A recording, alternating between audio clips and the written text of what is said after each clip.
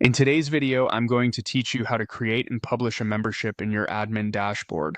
Before you begin building the membership itself, make sure the content you want to include is already prepared. That means your courses and communities should already be created inside your admin dashboard, since the membership will package together content that already exists. Once your content is ready, head to your admin dashboard, open products, and select memberships.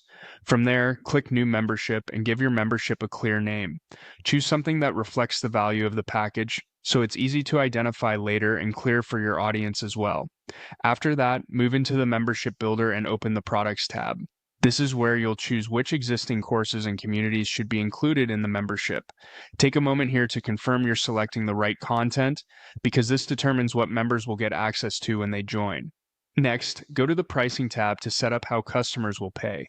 Change the payment type to subscription or membership, then define your recurring billing frequency, such as monthly or yearly.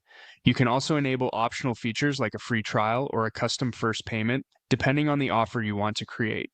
Just keep in mind that to accept recurring revenue, you'll need to have Stripe or Thinkific payments connected in advance.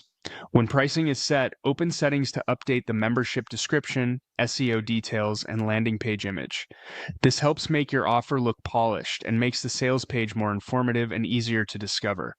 Then click Build Landing Page to customize the membership sales page. Review everything carefully so the page matches your offer and communicates the benefits clearly.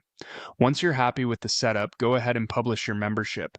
At that point, your membership will be ready for customers to view and join.